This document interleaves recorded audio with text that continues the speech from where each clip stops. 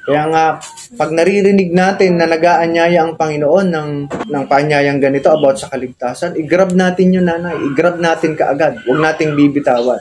Kasi ang buhay sa mundong ito, hindi mo alam kung hanggang kailan nasa iyo.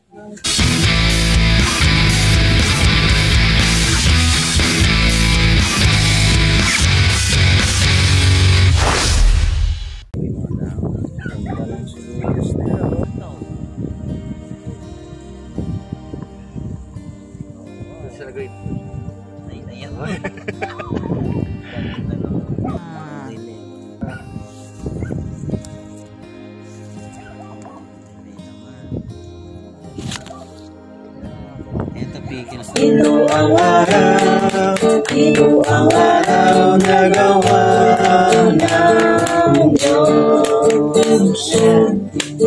Okay, isang magandang hapon uli, nanay, at salamat po dahil muli tinatanggap niyo po yung gawain ng Panginoon sa inyong tahanan. Paano ang pagiging Kristiyano?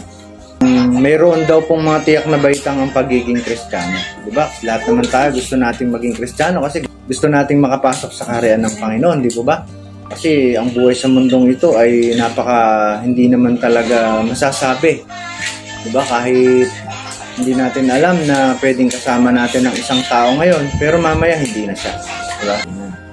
Ngayon po, idadako tayo sa ika-4 na bahagi o ika-4 na puntos ng paano ang pagiging Kristiyano.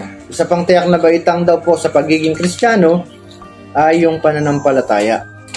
Sabi po sa Roma 5:1, sapagkat napawalang sala na tayo sa pamamagitan ng ating pananampalataya, mayroon na tayong mapayapang relasyon sa Diyos sa pamamagitan ng ating Panginoong Hesukristo.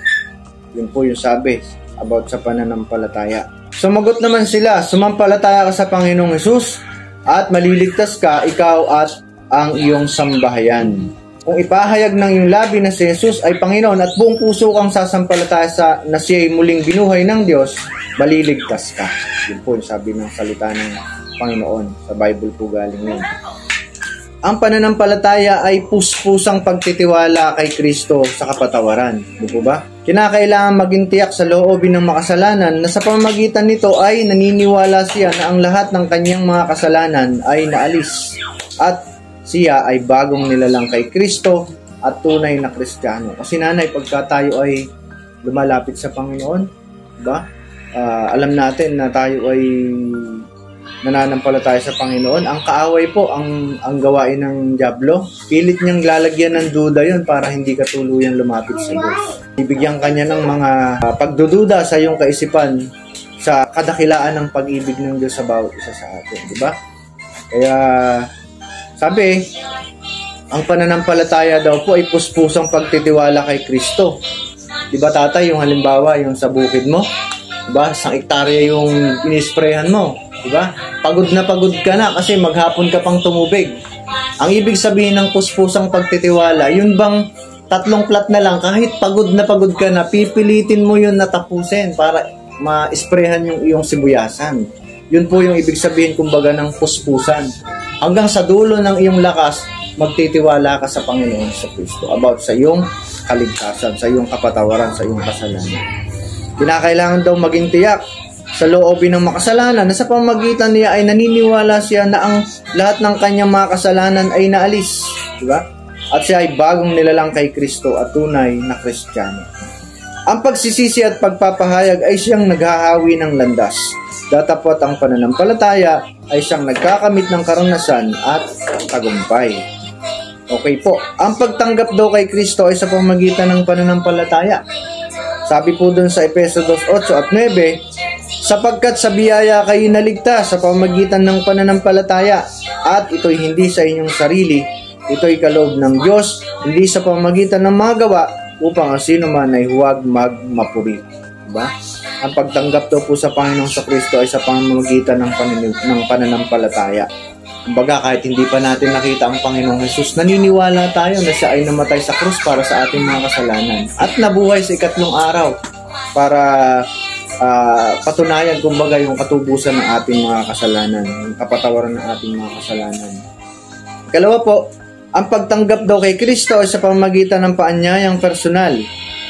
Sabi po, narito ako'y nakatayo sa pintuan at tumutok-tok. Kung ang sino man ay duminig ng aking tinig at magbubukas ng pinto, ako'y papasok sa kanya. Diba? Napakasarap na katotohanan tungkol sa ating Panginoong Hesus. Hindi kanya pipilitin, nanay, na pwersahin kanyang mahalin mo siya o paglingkuran mo siya. Binibigyan kanya ng free will, ng pagkakataon na kusa mo siyang mahalin. Ganun ka bait ang ating Panginoon. Kaya ang sabi po, ang pagtanggap daw kay Kristo ay sa pamagitan ng paanyayang personal. Diba? Napakapalad niyo po kasi naririnig niyo ang mga bagay na ito. Kaya nga, pag naririnig natin na nag-aanyaya ang Panginoon ng paanyayang ganito about sa kaligtasan, i-grab natin yun, nanay. I-grab natin kaagad. Huwag nating bibitawan. Kasi ang buhay sa mundong ito, hindi mo alam kung hanggang kailan nasa iyo. Diba? Maaring nakita mo lang sa kalsada nung nabalitaan mo, nasagasaan na pala. Walang kaligtasan na nangyari. Nakakalungkot. Kaya nga po ako, may pinsan ako, nanay, yung kinamatay niya parang liver cancer. Buhat sa pagkabata niya, maaga kasi silang nawalan ng ng magulang, sundalo, tatay niya. Nabisyo, nanay, na hanggang sa nabinsido yung katawan niya sa alak, tapos mga bisyong mga kung ano. Alam mo, nanay, nung naramdaman niya na yung parang cancer niya sa atay, gano'n, doon siya nagbago. Naisama ko sa simbahan, naglingkod sa Panginoon. Tapos gumaling siya mga 3 months siguro. Nung malaunan, nung gumaling na siya, nakagramdam na ng ginhawa, nakakasama na namin sa ministry, sa mga ganito. Malaunan, nung bumigay uli yung sumumpong uli sakit niya, kinuha na siya ng Panginoon. Pero at least, naglingkod siya sa Panginoon. Kumilala siya sa Panginoon bago nangyari yung bagay na yun. Ganon ka-uncertain ang buhay sa mundo na ito. Hindi natin alam kung hanggang kailan natin ito hawak. Kaya dapat prepared tayo. Dapat habang naririnig natin ang about sa kaligtasan, sa pagtanggap sa Panginoong Hesus bilang Panginoon na tagapagligtas, grab natin kaagad yun, sunggaban natin, natawakan natin sa ating puso. Okay, ang pagtanggap kay Kristo ay nangangailangan ng pagbabalik loob sa Diyos. Ito, yung sabi nga ng iba, today is the day of salvation. Diba? Ang araw na ito ay araw ng kaligtasan. Pag naririnig mo na nagsasalita sa iyo ang Panginoon, magbalik loob ka na sa Diyos. Diba? Naririnig ng may nangangaral, may naririnig kang kanta na tungkol sa pagbabalik loob sa Diyos, i-grab na natin yun.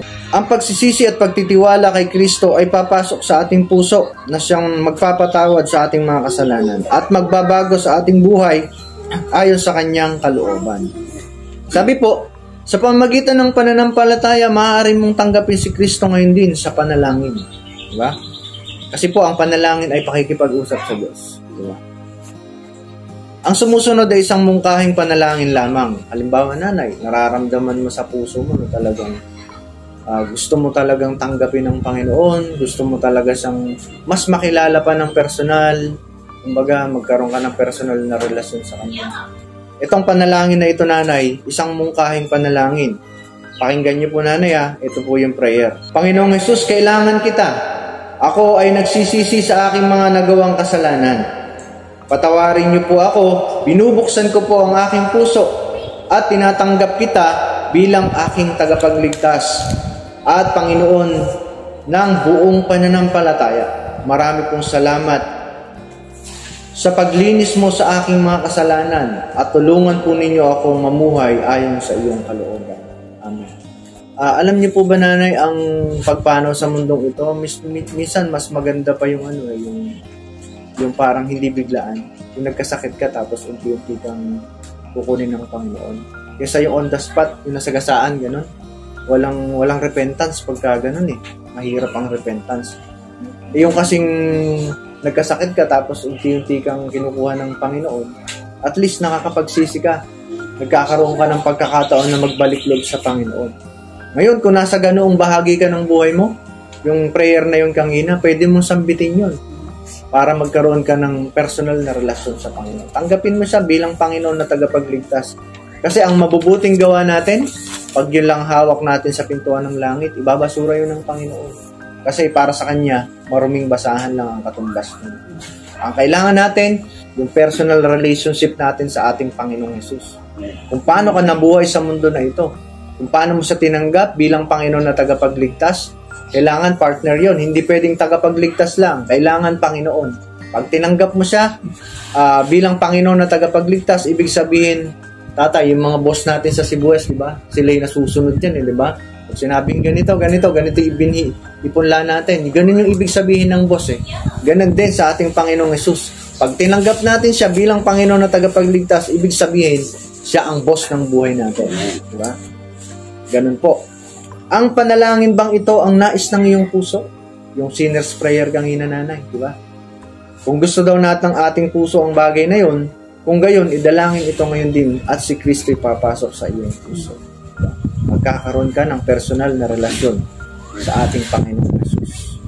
Yun yung tungkol sa pananampalataya. Isang mahalagang baitang sa pagiging Kristiyano.